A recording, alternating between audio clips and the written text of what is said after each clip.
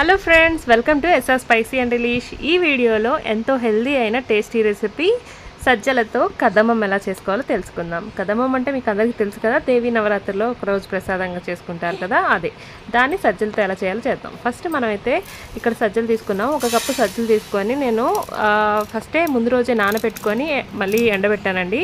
తర్వాత మిక్సీ వేసి ఇట్లాగా ఒకసారి తిప్పాలి, మరీ మెత్తగా కాకుండా గట్టిగా అట్లా అని ఫుల్గా నలిగిపోకుండా మనం ఒకసారి తిప్పుకొని ఈ టెక్స్చర్లో ఉన్నప్పుడు మనం తీసి పక్కన పెట్టుకోవాలి. నేను చాట్లో వేసి చెరిగి తర్వాత పైన రఫ్గా ఉండే టెక్స్చర్ పొట్టు అంతా పోయేదాకా మనం ఇట్లా చాట్లో చెరుక్కోవాలి. తర్వాత ఇలాగ గిన్నెలో వేసుకొని మనం ఒక 1-2 అవర్స్ నానబెట్టుకోవాలి. ఆ పైన అంతా తేలుతుంది కదా, అది కూడా మనం తీసేసుకోవాలండి. తర్వాత మన దగ్గర అవైలబుల్గా ఉన్న అన్ని రకాల వెజిటేబుల్స్ వేసుకోవచ్చు. నేను ఇక్కడ ఆనియన్స్, టమాటా, గుమ్మడికాయ, ములక్కాయ, పచ్చిమిరపకాయలు, సొరకాయలు, బెండకాయ, అలాగే గ్రీన్ బటానీ యాడ్ చేసుకున్నాను.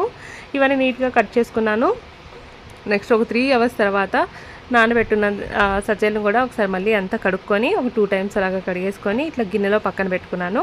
1 కప్ సజ్జలు తీసుకుంటే 1/4 కప్ ఆఫ్ కందిపప్పు తీసుకోవాలి. ఇప్పుడు ఈ కందిపప్పును కూడా కొంచెం వాటర్ పోసి నానబెట్టుకోండి పక్కన. అలాగే కొంచెం చింతపండు తీసుకోండి. చింతపండు కూడా ఒకసారి కడిగేసుకొని దీంట్లో వాటర్ పోసి పక్కన పెట్టుకోండి. ఇప్పుడు మనం ఏంటంటే నెక్స్ట్ స్టెప్ ఏంటంటే మనము కుక్కర్లో ఈ సజ్జలు ప్లస్ కందిపప్పు తీసుకొని మనము కుక్ చేసుకోవాలండి. ఇది సజ్జలు అంటే ఏంటంటే కొంచెం గట్టిగా ఉంటాయి కాబట్టి మనకి ఎక్కువ విజిల్స్ వచ్చేలా చేసుకోవాలి. నేనైతే సిమ్లో అయితే 7 to 8 విజిల్స్ వచ్చేలా చేసుకున్నాను. ఒకవేళ హై ఫ్లేమ్లో మనం కుక్ చేసుకోవాలనుకుంటే కనుక 10 to 12 మధ్యలో విజిల్స్ వచ్చేలా చూసుకోండి. సో ఇక్కడ సజ్జలు, కందిపప్పు యాడ్ చేసుకున్నాక మనము కొంచెం లైట్గా టేస్ట్ తగినంత సాల్ట్ కూడా యాడ్ చేసుకోవచ్చు. యాడ్ చేసుకున్నాక కొంచెం ఎక్కువ వాటర్ పడతాయి. సో నేను అప్రాక్స్గా ఒక 1/2 లీటర్ వాటర్ యాడ్ చేసుకున్నాను. అంటే 4 గ్లాసెస్ ఆఫ్ వాటర్ వేసుకున్నాను. 40 గ్లాసెస్ అంత వాటర్ యాడ్ చేసుకున్నాక ఇప్పుడు మనం లిడ్ క్లోజ్ చేసి సిమ్లో పెట్టుకుందాము. ఒక 8 విజిల్స్ వచ్చే వరకు మనం కుక్ చేసుకుందాము.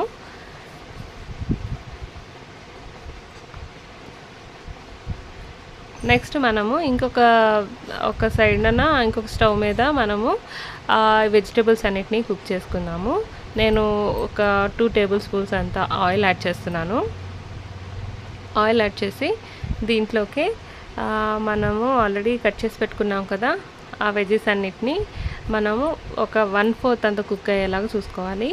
సో నూనె కొంచెం వేడయ్యాక నేను ఆనియన్ యాడ్ చేసుకున్నాను. ప్రసాదంలో అయితే ఆనియన్, వెల్లుల్లిపాయ యాడ్ చేసుకోరు. ఇది జస్ట్ నేను నా డైట్ ఫుడ్లోకి తీసుకోవడానికి నేను ఇలా కుక్ చేసుకున్నాను కాబట్టి నేను ఆనియన్స్ యాడ్ చేసుకున్నాను. ఆనియన్స్, ములక్కాయలు, గుమ్మడికాయ, పచ్చిమిరపకాయలు, సొరకాయ, బెండకాయలు, ఓకే, ఇలాగే బఠానీ కూడా నేను అన్నీ యాడ్ చేసేసాను.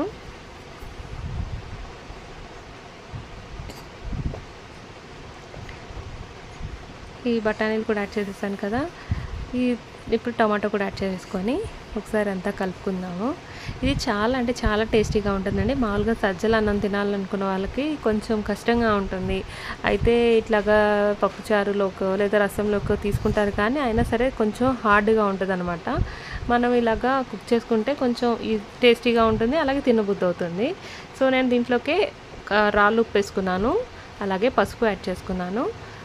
ఇవి కలుపుకొని మనం అడుగంటుకోకుండా సిమ్లో పెట్టుకొని కుక్ చేసుకుందాం. అంటే నాకు సిమ్లో పెట్టుకొని కుక్ చేసుకునే అలవాటు, సో నేను సిమ్లో పెట్టుకొని ఉంటున్నాను. మీరు జాగ్రత్తగా అడుగంటుకోకుండా కుక్ చేసుకోవాలి. దీంట్లోకి ఒక 1-2 మినిట్స్ కుక్ అవుతుంది అని అన్న టైంలో కొంచెం వాటర్ కూడా యాడ్ చేసుకోవాలి. ఓకే, వాటర్ యాడ్ చేసుకొని మనము దీనిపైన క్లోజ్ చేసి ప్లేట్తో క్లోజ్ చేసి ఒక 1/4 అంతా కుక్ అయ్యే వరకు మనం చూసుకోవాలి. ఓకే, ఇక్కడ చూసినట్లయితే మనకి 1/4 అంతా కుక్ అయింది.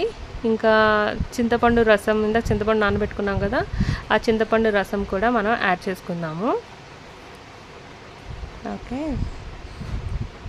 చింతపండు రసం కూడా యాడ్ చేసుకున్నాక మనం మళ్ళీ మూత పెట్టుకొని కుక్ చేసుకుందాం. పార్లర్లీ ఇంకొక స్టవ్ మీద కుక్కర్ అనేది విజిల్స్ ఇస్తూ ఉంది. సో సో 8 విజిల్స్ అయిపోయినాయి. ఇప్పుడు మనము మసాలా పొడి తయారు చేసుకుందాం. 1 టేబుల్ స్పూన్ అంతా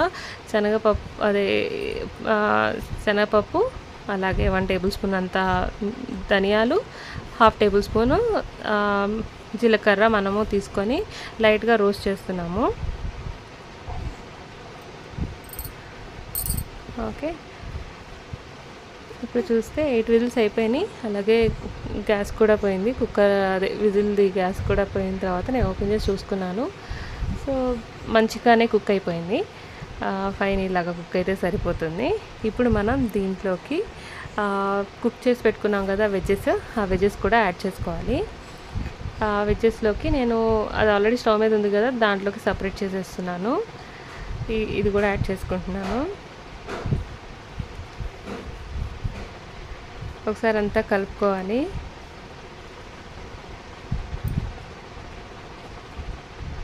ఓకే, ఇదంతా కలుపుకొని ఇది అందులో కుక్ అవుతూ ఉంటుంది. ఈలోపు మనం ఇందాక వెయిట్ చేసి పెట్టుకున్నాం కదా, ఫ్రై చేసి పెట్టాం కదా, ఆ దినుసులన్నింటినీ కూడా మనము మిక్సీ వేసుకుందాము. మిక్సీ వేసుకున్న తర్వాత ఈ పౌడర్ని కూడా దీంట్లోకే నేను మిరియాల పొడి యాడ్ చేస్తున్నాను. ఇందాక నా దగ్గర ఆల్రెడీ మిరియాల పొడి ఉంది కాబట్టి మిరియాలు యాడ్ చేయలేదు. మిరియాల పొడి కూడా యాడ్ చేసి ఈ పౌడర్ కూడా యాడ్ చేసుకోవాలి. ఇదేంటంటే అడిషనల్ టేస్ట్ ఇస్తుంది అనమాట. మీరు పక్కా ట్రై చేసి చూడండి, చాలా అంటే చాలా టేస్టీగా ఉంటుంది. మిల్లెట్స్ కొంతమంది తినబుద్ధి అయ్యదు, వాళ్ళు కూడా చాలా ఇష్టంగా తింటారు. మా వారికి అయితే అంత ఇంట్రెస్ట్ ఉండదు అనమాట. అయినా సరే ఈ కదమ్మం రైస్ చేసిన రోజు అయితే తను ఇష్టంగా తిన్నారు. ఇంకా ఒక 2-3 మినిట్స్ అలాగా కుక్ చేసుకున్నాక ఇంకా ఫైనల్గా ఫినిషింగ్ అనమాట, మనము పోపు వేసుకోవాలి. ఇంకొక ప్యాన్ తీసుకొని దాంట్లోకి ఆయిల్ యాడ్ చేసుకొని, ఆయిల్ కొంచెం హీట్ అయ్యాక పోపు దినుసులు కూడా తీసుకున్నాను. తర్వాత కరివేపాకు కూడా వేసాను. ఉంటే కనుక ఎండుమిరపకాయ కూడా వేసుకొని ఈ పోపు అంతా వేసుకోవాలి. దీంట్లోకి అయితే ఇంగువ అయితే చాలా అడిషనల్ ఫ్లేవర్ ఇస్తుంది. ఇంగువ కూడా యాడ్ చేసుకున్నాక ఈ తాలింపు వేసుకున్నదంతా మనము ఈ కదమ్మం రైస్లోకి యాడ్ చేసుకొని ఒకసారి కలుపుకోవాలి. ఇంతేనండి, ఇంత ఈజీగా మనము సజ్జల కదమ్మం చేసుకోవచ్చు. మీకు కనుక ఈ రెసిపీ నచ్చినట్లయితే లైక్ చేయండి, మీ ఒపీనియన్ని కామెంట్ బాక్స్లో తెలియచేయండి. ఇంతవరకు ఈ ఛానల్ సబ్స్క్రైబ్ చేసుకోకపోతే ఇప్పుడే సబ్స్క్రైబ్ చేసుకోండి. Thanks for watching.